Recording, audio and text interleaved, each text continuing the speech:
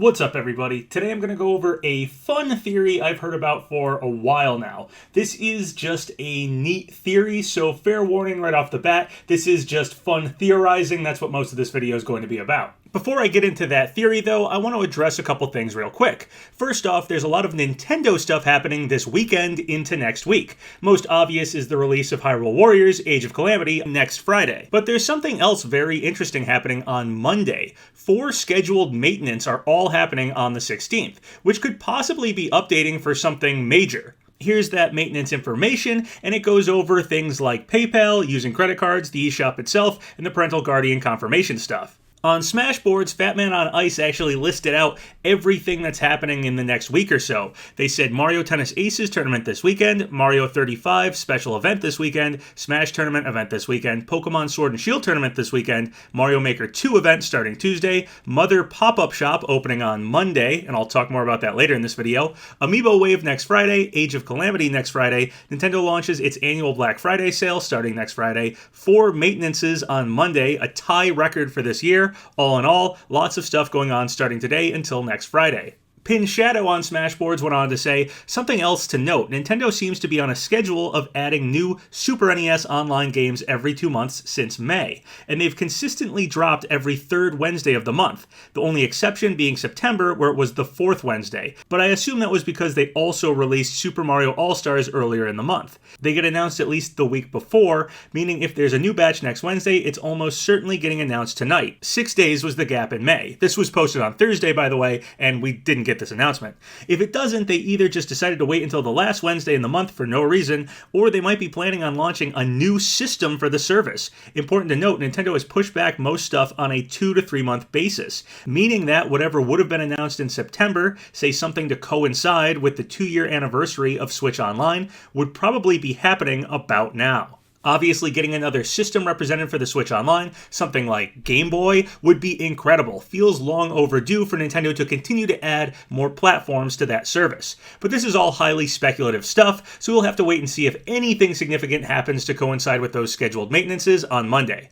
Something else interesting is over on Discord, Zucchini wrote, Zippo has said that a new Metroid game developed by Mercury Steam is close to be or is already completed. The last half of the post is pure speculation, but it certainly seems like it's within the realm of possibility. What do you guys think? Will this be announced at the Game Awards or elsewhere? Or does it even exist in the first place? One thing I will say myself is that Metroid does have its 35th anniversary next year, so maybe there could be a Metroid title being cooked up to go along with that anniversary.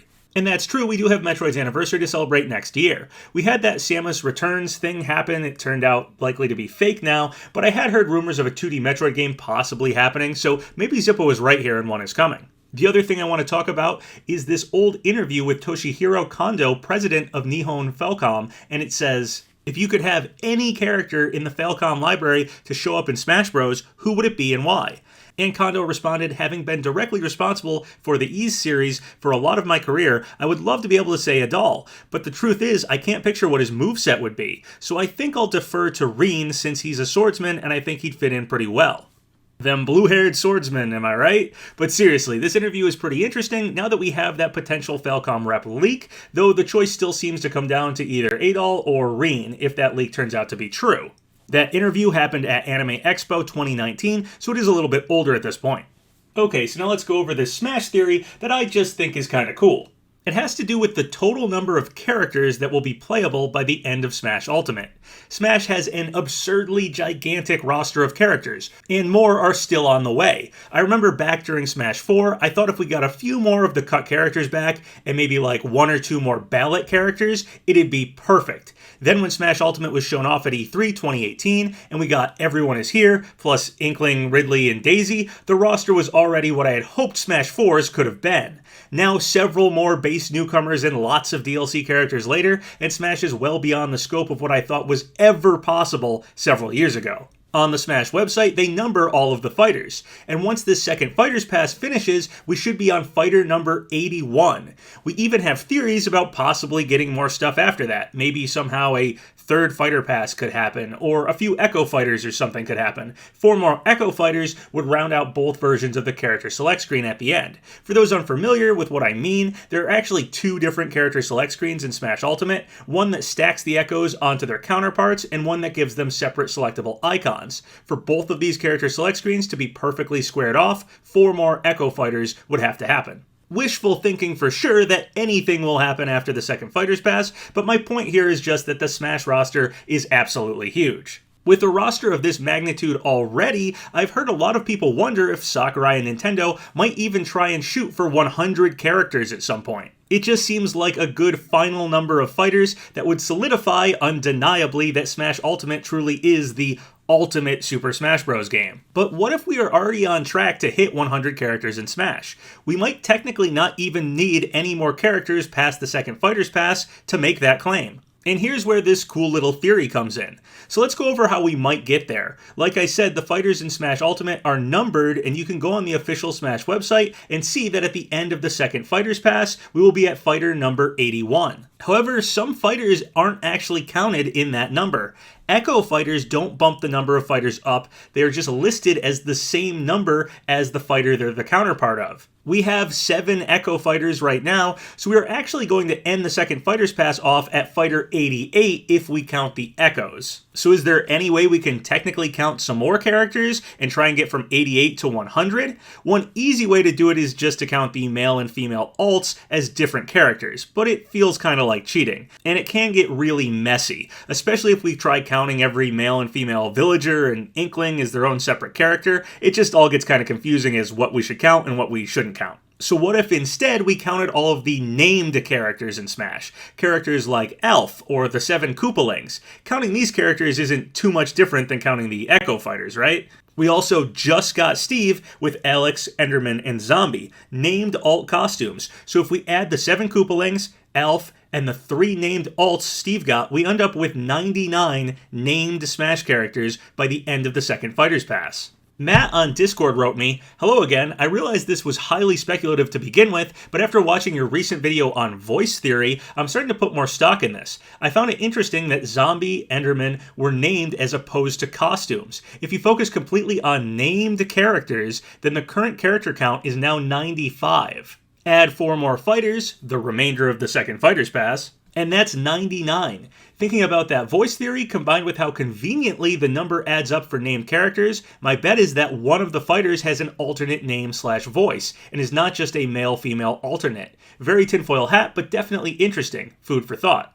Okay, so pretty interesting. If we just count named fighters, then by the end of the second Fighters Pass, we'd just be 1 shy of reaching 100 named characters in Smash. If one of our remaining 4 mystery characters in the second Fighters Pass has a named alt like Olimar and Elf, we would technically hit 100 named characters in Smash. So this wouldn't be a fighter with just like male and female versions of the same character, but rather it'd be an alt that has a totally different name, something like Sora and Roxas, or Crash and Coco. I think getting a fighter like that is very possible here.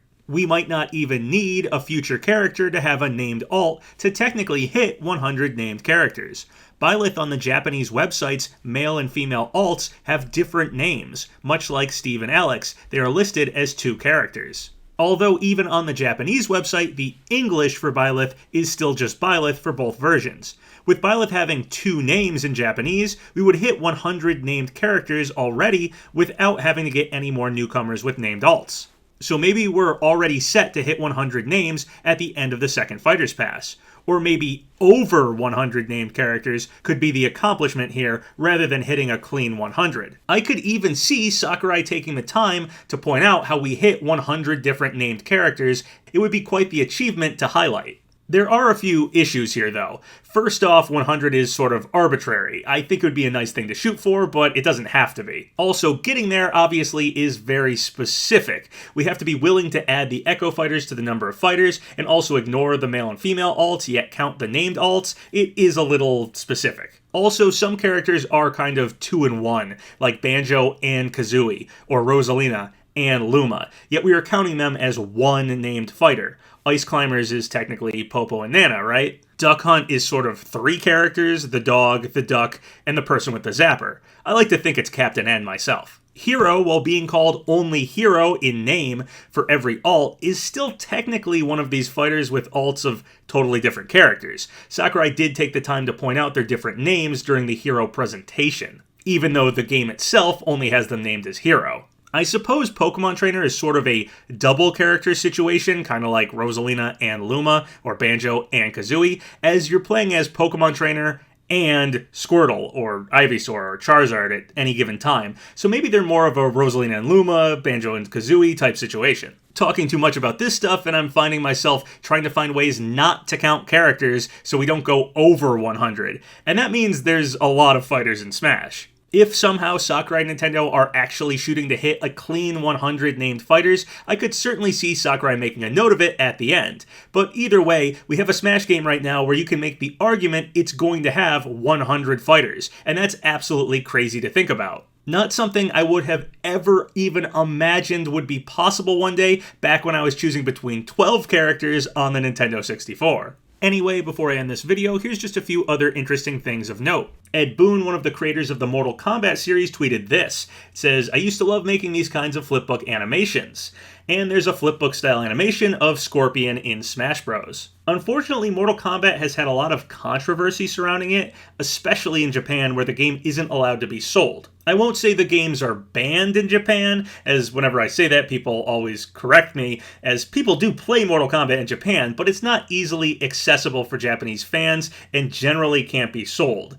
Injustice, I'm told, was openly sold in Japan, and it has Mortal Kombat characters, so they can cross over into other things without blacklisting a game. But even still, I'm doubtful any Mortal Kombat characters would actually get into Smash. I feel Nintendo would want to distance themselves from that sort of thing. Personally, growing up, the 3 big fighting games here in America, in my opinion, were Street Fighter, Tekken, and Mortal Kombat.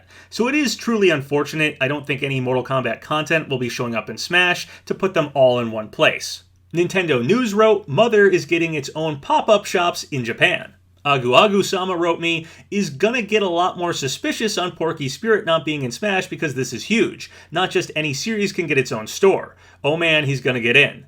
As a Mii costume. LOL, joke. Anyway, it's very cool to see that the Mother series has been getting quite a lot of attention this year, and while Porky's Missing Spirit is still very suspicious in my opinion, who knows if any more Mother stuff will be coming to Smash Ultimate. There was this interesting article from Dexerto recently about the possibility of a 3rd Fighters Pass. They wrote, Nintendo's latest financial report spells very good news for Smash Ultimate fans hoping that more DLC is released after Fighter Pass Volume 2 concludes in 2021. They wrote digital software in general had a 139.4% year-on-year increase with full titles and add-on content. Not only that, but Smash Ultimate in general continues to keep performing. Since release, the game has generated over 21 million sales, putting it behind just Mario Kart 8 Deluxe and Animal Crossing New Horizons. So with all this info added up, it would make sense for Nintendo to launch a 3rd Fighter Pass once Volume 2 concludes. Nothing too new here. We all know Smash is selling well. I mean, Steve broke Twitter, for instance. But it is nice to see some concrete information about just how well Smash is selling. Character reveals are possibly the best gaming advertisement and marketing any series can possibly get.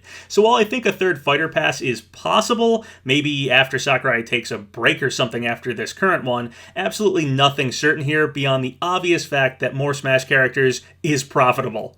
So something somewhat interesting in regards to M-Theory happened. Pumpkin Slayer on Discord wrote, Hello PapaGenos, sorry to bother, but something was noticed by a friend of mine. If you go to Walmart USA, on Departments menu, go to Video Games, then on Consoles, go to Nintendo Switch. If you look at the image they sent, the ESRB rating is there, but the Fighter Pass has the logos for the game series, which we usually don't see in the North American version of that image. So I suppose they really just censor those logos for the videos and character announcements. And somewhere like Walmart can advertise the pass with the logos and still have the ESRB rating there. Just kind of interesting to see that. Smash Guy wrote me, the Mario 35th anniversary event for Super Mario Maker 2 was just revealed.